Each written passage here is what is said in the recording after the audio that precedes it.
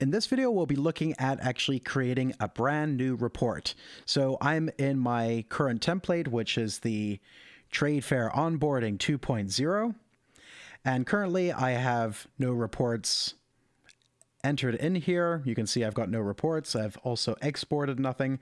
So we'll start off by entering a brand new report. Now, when you first open it, you have the option of adding a participant. Now, we have a couple of options here. You can either scan a business card, you can scan a badge, which you get at trade fairs more and more often now. We do not have inventory data added to this template at the moment. We'll have a look at that in a later video. We also have the option of scanning certain QR codes, or in the last case, you can just enter the data manually. In my case, I'm going to actually be scanning a business card because this is the fastest and most efficient way of getting contact data or adding a participant to the report. The first time you use this, your phone will ask you for permission to access the camera. I'll obviously allow that. And here I have my business card that I want to photograph or scan, let's say. If it's too dark, there's a flash button on the top left here that just turns on your LED light. And just make sure the card is centered. And we'll take a snapshot of that. If I need to, I can also add the backside of the business card if there are any relevant data or information on the back of the card. Or if I need to retake the photo, I can click on the redo button here, or on the trash can if I just want to start from the beginning or just completely delete it. So this one looks good, so I'll add that. And the card will automatically be scanned and all the data will be added to the correct fields. Now, just a quick notice, if you're using the offline mode, if you do not have a stable internet connection, you can still take a picture of the business card, but the actual information will not be parsed until you're back online again. If I want to, I can also add an individual note to this contact individually. So I can say, Jacques, I think that's with a C, is a new customer, just as an example here. And now that note is just added to that one participant at the moment. I also have the option of adding multiple participants to this single report. So I can again just scan a business card again. I've got Tor here and add him. And again, I can just go through the information to make sure everything's been parsed correctly. I can also add another note here. Tor is well known, also, just as an example.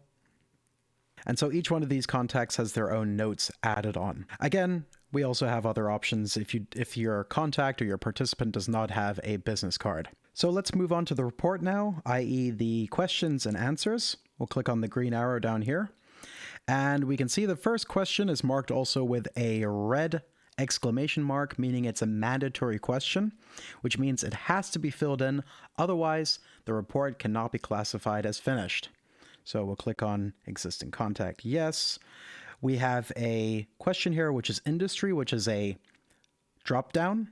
So which means it's got a lot of answers.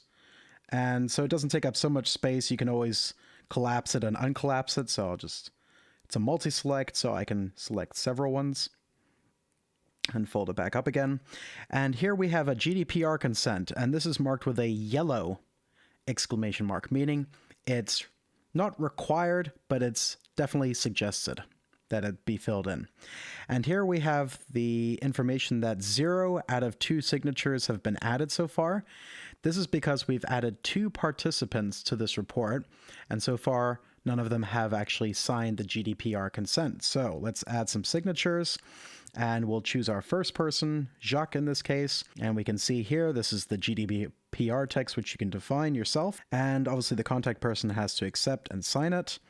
And we'll just put in Jacques here and add the signature, and then we can also do Tor as well, so he can also accept and sign. And then we're done. And then we also have here the information added 2 signatures out of 2, which is perfect. So we can either click on the green arrow down here again, or we can just swipe over to our next question. Again, this is a mandatory question. Just choose a couple of options here, move into the next group, can choose a couple of options here.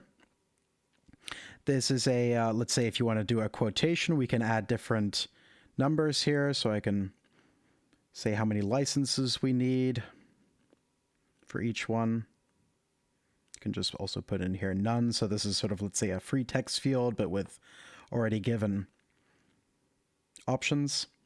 And if you have any other requirements here, this is a free text field, for example. So just put in here free text so that you can see the difference. We've got a priority question here. Again, this is a mandatory one. Let's just click on one option here.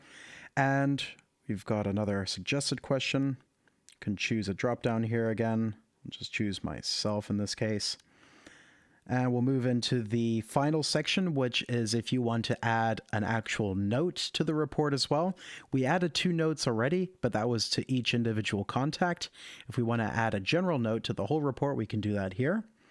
So we can put in here test, just as an example, or, which is probably even easier, is if you use the speech to text function. So by tapping on the microphone symbol here, we can start dictating what we need to actually have in here. Now my language is set to German, so keep that in mind. So let me actually switch mine back to English and we'll start doing it again. And it should be able to identify the language slightly easier. So always keep that in mind, that you should always make sure that the actual keyboard language is the language that you're going to be speaking in. So, as you can see, the second part, when I switched the language, it identified the text a lot more efficiently. Finally, if you want to add an attachment to the report, you can do that. If you've got any additional information you need to add, like a picture, we can go into the last section here, and we can add an attachment. In this case, I'm going to take a picture of this tool here. If you're doing that at a trade fair, for example, and I can add maybe a note or some other additional information to it. For example, height and length. And that will also then be attached to the report as well. So in this case, I've gone through everything. I've answered all the questions. I've added my participants, and in this case, I would be done. So I'm on my tab right now for new. I can see the reports that I've already created. And in this case, I'd be ready to go on to my next report and talking to my next point of contact. In the next video, we'll be looking at actually exporting the finished reports.